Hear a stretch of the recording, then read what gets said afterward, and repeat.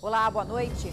Manicure, que foi baleada durante um tiroteio na Serra, corre o risco de ficar paraplégica. A jovem foi atingida nas costas ao tentar fugir dos disparos. Ela estava com os filhos pequenos e o marido. Multada a empresa que fabricou as torres d'água que desabaram em Cariacica.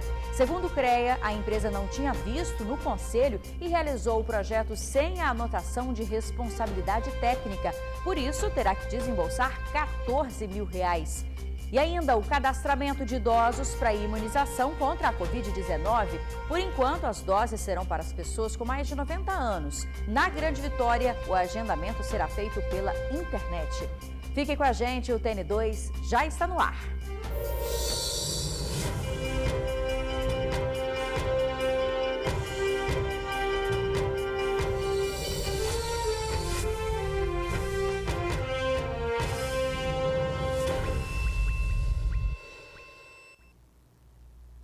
O drama enfrentado pela família da manicure, que foi baleada na Serra. A jovem corre o risco de perder os movimentos das pernas. Ela foi atingida nas costas ao tentar fugir de um tiroteio em Central Carapina, onde um adolescente foi assassinado. Juliana Nascimento da Silva, de 21 anos, e o marido, Paulo Henrique Versiano Miguel, de 26, voltavam para casa com os filhos no bairro Central Carapina, na Serra, quando foram surpreendidos por um tiroteio. Eles estavam na rua quando bandidos chegaram atirando em todas as direções. Foram cerca de 50 tiros. 2 deles acertaram a coluna da Juliana, que agora corre risco de ficar paraplégica. O médico me falou que ela não vai andar, por causa que a bala está alojada nas costas dela. E não está tendo como retirar ela, porque afetou o osso das costas dela, que espedaçou. Voltar a andar assim é só providência de Deus mesmo. A manicure tem 3 filhos. Um deles é uma menina de apenas 3 meses, que estava com o casal na hora do ocorrido. Eles perguntam por ela todo dia. Desde o domingo que aconteceu isso, ele não para de perguntar da mãe. Juliana está tendo muita dificuldade para responder ao tratamento. Ainda sente muitas dores e parece não responder aos estímulos na perna. Além dela, mais outras 3 pessoas foram baleadas. Entre eles, o Wallace Souza de Jesus, de apenas 16 anos, que chegou a ser socorrido, mas não resistiu. Ele estava com o casal na hora do crime. Veio um carro, empurrou assim, parou, que desceu um monte de carro. E os caras pegou e falou assim que a gente tinha perdido. Aí falou assim que a gente ia morrer todo mundo. Aí pegou e falou que assim, a gente vai morrer porque assim, a gente não deve nada. Aí o outro rapaz que estava na bicicleta até tentou correr de bicicleta. Aí foi a hora que os caras começaram a disparar o tiro nele. Depois do ataque que aconteceu no último domingo à noite, os traficantes do bairro Central Carapina declararam toque de recolher na tarde desta segunda-feira. Comerciantes fecharam as portas e até os ônibus foram proibidos de circular na região. As ordens seguiram até a noite. Testemunhas acreditam que o ataque que aconteceu no último domingo é por conta da guerra do tráfico de drogas na região. Os disparos foram dados por bandidos de gangues rivais. Paulo, marido de Juliana, diz que o bairro é perigoso e que situações como essa são frequentes. Não tem 20 dias que atiraram lá na esquina. O inocente tomou um tiro, veio parar no hospital também, graças a Deus. Não chegou a ficar na situação que a minha esposa está hoje. Com muita tristeza e revolta, Paulo agora pensa em sair do bairro com a família.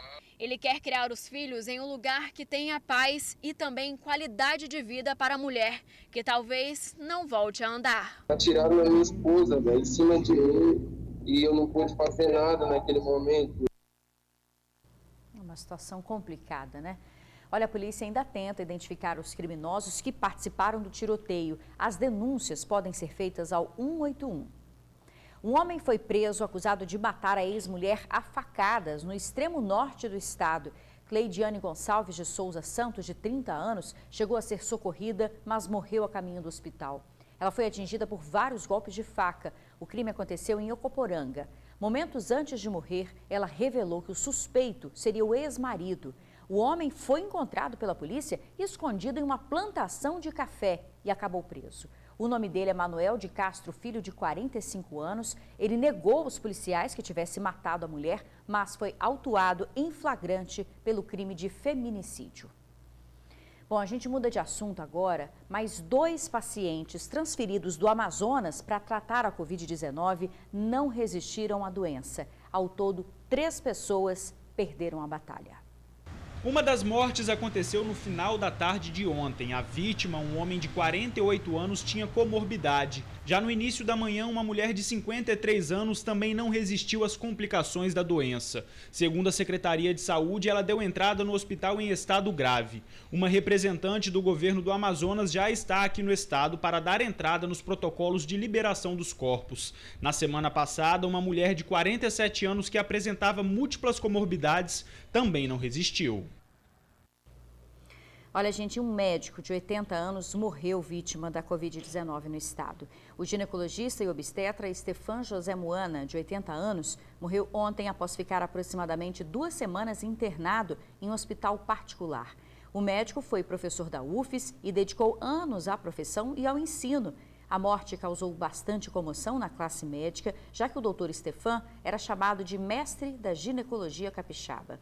A Associação Médica do Espírito Santo divulgou uma nota lamentando a morte do colega e o Conselho Regional de Medicina também se manifestou. Até agora, 65 profissionais da saúde já morreram vítimas do coronavírus aqui no Espírito Santo. E em 24 horas, 25 pessoas perderam a vida no estado. Mais de 1.200 novos casos foram registrados. Até o momento, o Espírito Santo tem 296.641 casos confirmados, 5.913 mortes e as pessoas recuperadas são quase 279 mil. Agora a gente atualiza a vacinação no estado. Até o momento, segundo o vacinômetro, são 62.367 pessoas vacinadas e de ontem para hoje foram mais de 7.800. De ontem para hoje somente. Então, todas são do grupo prioritário, dá um total de 73% desse grupo vacinado até o momento. A quantidade de doses ainda é a mesma, portanto, são 153.020 doses, essas já foram recebidas, e distribuídas 93.962. E as cidades capixabas se preparam para a vacinação dos idosos com mais de 90 anos. O agendamento será feito pela internet.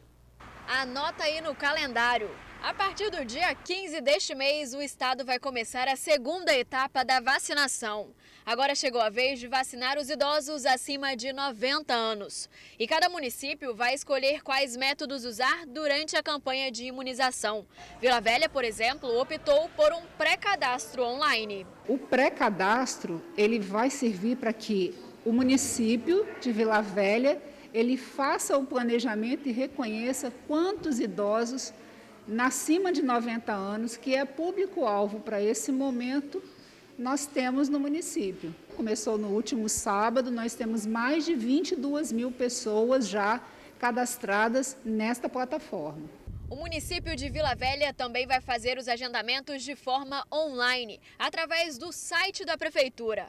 Mas quem tiver dificuldade com a plataforma pode ir até uma unidade de saúde. Se ele não conseguir acessar a plataforma, ele pode vir, um familiar dele pode vir à unidade de saúde para fazer esse pré-cadastro, que a unidade de saúde vai até o domicílio dessa pessoa que tem mobilidade reduzida, que tem acima de 90 anos, ou ela é restrita ao leito. Todos os municípios da Grande Vitória também escolheram o método de agendamento online. Além disso, Vitória e Cariacica também vão disponibilizar a vacinação em domicílio, apenas para idosos acamados. Já o município de Viana pretende vacinar todo o público desta segunda fase em casa. Já a Serra não se pronunciou sobre o assunto. Segundo o secretário de Saúde, Nésio Fernandes, o segundo lote da vacina Coronavac chega no estado ainda esta semana. A previsão é que seja na quarta ou na quinta-feira. Esperamos que entre quarta e quinta-feira um novo lote chegue ao estado do Espírito Santo e o nosso governo já tomou a decisão de iniciar a vacinação das pessoas com mais de 90 anos com o próximo lote que chegar. Com a chegada das vacinas, a previsão é que essa nova fase do plano de imunização comece na primeira quinzena de fevereiro. As aulas na rede estadual começam nesta quinta-feira. Quem optar por ter aula presencial terá que seguir regras nas escolas para evitar o contágio. Para facilitar quem vai estudar em casa, o governo anunciou a entrega de notebooks a alunos e também professores. Para entrar na escola tem que conferir se a temperatura está ok. O álcool também está na porta para não faltar aquela higienização. Os cartazes estão por todos os lados e orientam os alunos. Álcool em gel também em totens e o anúncio na porta da sala de aula. Só pode, no máximo, 19 alunos e ainda com distanciamento de 1,5 m entre as carteiras. O retorno às aulas no modo híbrido, na rede estadual, acontece no dia 4 de fevereiro. Em média, 80% da nossa capacidade de atendimento no total já se manifestou favorável ao retorno híbrido, o semipresencial. Ainda há aqueles que não se sentem seguros e a causa são as doenças pré-existentes que pioram os sintomas da Covid-19. O percentual de estudantes que talvez não retorne ao presencial é por ter alguma comorbidade ou por ter algum familiar residente que também faz parte do grupo de risco. E tem também as obrigações, tá? Não é só fazer o dever não, mas a máscara é fundamental, indispensável. Outra forma também de seguir os protocolos de segurança por conta da Covid-19 está aqui no chão. Tem essa seta aqui, ó, que indica quem volta para a sala de aula, qual caminho deve seguir. Do outro lado tem essa seta aqui que indica quando o pessoal for sair da sala, beber água e o banheiro, por onde eles devem passar. Tudo isso para tentar evitar a aglomeração desse público que gosta muito de ficar junto. A expectativa alta também por conta do anúncio do governo do estado em investimentos na educação, agora no retorno das aulas presenciais. Estamos aqui hoje anunciando a entrega de um computador, de um notebook para cada professor. Isso é histórico também, um investimento importante que incorpora tecnologia, que dá aos professores essa oportunidade de usar a tecnologia. Computador com internet e também 60 mil notebooks, Chromebooks para os alunos. No caso dos efetivos, eles receberão um recurso em conta corrente e eles comprarão o equipamento que melhor atendê-los. Pode ser um notebook, um tablet ou um smartphone. No caso dos profissionais contratados, aí é um equipamento já que nós vamos comprar, um notebook, será entregue em regime de comodato. Aí quando o contrato deles encerrar, eles devolvem para a secretaria. A Secretaria de Educação ainda anunciou 3.000 vagas no pré-ENEM para alunos da rede estadual. As aulas serão online e para quem não tem acesso à internet, será em escolas polo. Veja no retorno do TN2, preso suspeito de agredir e matar comerciante durante assalto em Vila Velha. É já já. O Conselho Regional de Engenharia do Estado multou a empresa responsável por fabricar e instalar as caixas d'água que desabaram em um condomínio em Cariacica. Foram 6 autos de infração confeccionados para a empresa paulista Camarço Reservatórios, totalizando R$14 mil em multas. Os autos de infração foram emitidos em função da empresa não possuir visto no Conselho e ter realizado projetos como os de instalação elétrica, hidráulica e estrutural sem a chamada anotação de responsabilidade técnica. Em vistoria no último sábado, o presidente do CREA afirmou que havia falhas graves no documento que descrevia a instalação e a composição do material das caixas d'água. Os reservatórios desabaram no final de dezembro e causaram a morte de um bombeiro hidráulico. Todas as famílias tiveram transtornos devido à falta do abastecimento de água. Agora você vai ver a imagem da covardia. O comerciante é rendido dentro do próprio estabelecimento, se abaixa e ainda assim é agredido pelos bandidos. No final do roubo, a vítima se revolta e acaba reagindo. Do lado de fora, ele é baleado e morto. A polícia prendeu o suspeito de matar o comerciante. O crime aconteceu em maio de 2019, no bairro Ulisses Guimarães, em Vila Velha. O crime aconteceu em maio de 2019 e agora a Polícia Civil conseguiu prender um dos suspeitos. William Honório, conhecido como Tubarão, de 26 anos. Ele é acusado do latrocínio. Segundo a polícia, é ele que aparece armado nessas imagens, rendendo o comerciante Availton Soares Silva, na época com um pouco mais de 50 anos. O acusado está com outros 2 comparsas. Enquanto um vigia a porta, o outro rouba o dinheiro e o William ainda chuta o comerciante. Em seguida, Availton reage e começa a lutar com o William e os outros envolvidos, saindo do estabelecimento. Nas imagens não dá para ver, mas do lado de fora ele é baleado 2 vezes, no rosto e também no tórax. Infelizmente, não resistiu. William foi preso ontem à tarde na capital. Basicamente se entregou à polícia e confessou que participou do crime. Confessa a participação no crime, embora tenha dito que foi para dar um susto, que a intenção dele não era a morte do comerciante. A princípio, o fato foi considerado um homicídio, mas diante das investigações, a polícia concluiu que se tratava de um latrocínio, ou seja, de um roubo seguido de morte. O William, conhecido como Tubarão, é acusado desse crime, já está detido, mas a polícia também o investiga por outros crimes que ele tenha cometido. E um detalhe, já pediu também a apreensão de um menor, que atualmente tem 17 anos e participou de toda a ação. O delegado-chefe da Polícia Civil destacou o aumento de casos de latrocínio no estado, um crime que a pena mínima é de 20 anos, e ressaltou a importância de que a vítima, em casos como esse, não reaja. Queremos pedir aqui à população que não reaja a esses crimes, não tente entrar em luta corporal com o seu agressor, atenda para que não tenha sua vida ceifada. A polícia agora está atrás do terceiro envolvido nesse latrocínio. Pede que quem tem alguma pista denuncie através do 181. E nós pedimos a ajuda da população por meio do 181 para que nós possamos prendê-lo, né? E responsabilizá-lo também penalmente por esse ato bárbaro que chocou tanto a sociedade capixaba. A polícia tenta identificar os criminosos que invadiram uma casa e mataram 2 pessoas no Morro do Quadro, em Vitória. Pelo menos 15 criminosos armados e encapuzados teriam participado da ação. As vítimas foram executadas com vários tiros. Uma delas foi identificada como Harrison Rafael Alves Brown, de 25 anos. Antes do assassinato, os criminosos teriam disparado na direção de um morador que apareceu na janela para ver o que estava acontecendo. Mas, por sorte, ele não foi atingido. A suspeita é de que os bandidos teriam ligação com o bairro da Penha. Em instantes, calor e esgoto provocam a morte de peixes em Lagoa na Serra. O TN2 já volta. O problema da Lagoa de Carapebus se arrasta. Nós mostramos aqui no TN2, no último dia 27, que a lagoa estava interditada para banho. A quantidade de esgoto jogado no local tornou o espaço impróprio. E agora os peixes estão aparecendo mortos, o que preocupa ainda mais. Olhando assim, é uma imagem fofa. O menino pescador brincando no seu pequeno paraíso. Só que o pequeno paraíso não é tão paraíso assim quando o assunto é meio ambiente.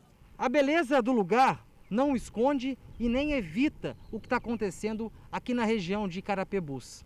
Por aqui, os peixes têm morrido por falta de oxigênio. Imagens tristes gravadas por quem vive na região. Olha a situação. Quanto peixe morto, só para vocês verem o que acontece. Isso aqui tudo é peixe. Este biólogo explica que o fenômeno pode ser entendido pela seguinte fórmula: despejo de esgoto mais altas temperaturas é igual a menos oxigênio, tanto na lagoa quanto na praia. Tem uma série de fatores que colaboram para que os peixes cheguem à superfície com a dificuldade de respirar, e isso é um dos indícios que seria uma falta de oxigênio ou uma poluição que levaria também com a ajuda de uma poluição biológica, ou seja, lançamento de esgoto. Balneabilidade tranquila e favorável por aqui? Quem mora em Carapebus há 3 décadas não aconselha um mergulho, a não ser que você esteja disposto a nadar com urubus. Se nós retirássemos completamente qualquer efluente, qualquer esgoto de toda a bacia da lagoa, hoje, assim mesmo, ainda levaria em torno de 4 ou 5 anos para a lagoa atingir o seu melhor índice de preservação. Por quê? Porque existe muito dejeto acumulado no fundo da lagoa. No último final de semana, moradores abraçaram literalmente a lagoa em protesto contra as irregularidades ambientais na região. A morte de peixes é um baita sinal de alerta que toca sem parar, mas é preciso ouvir. Há alguns anos, essa lagoa está sendo influenciada por lançamento de esgoto, clandestino por parte de moradores. e a gente está reivindicando tudo isso aí aos órgãos competentes. O próprio Instituto já fez vários ofícios e tudo mais, participa de reuniões com o Ministério Público e tudo mais, para a gente tentar equacionar a situação.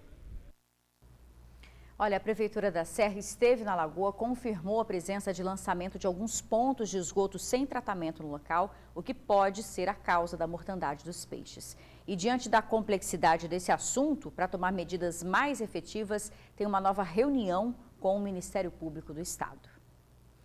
Olha, para rever o jornal completo, você já sabe, acesse tribunaonline.com.br/TV.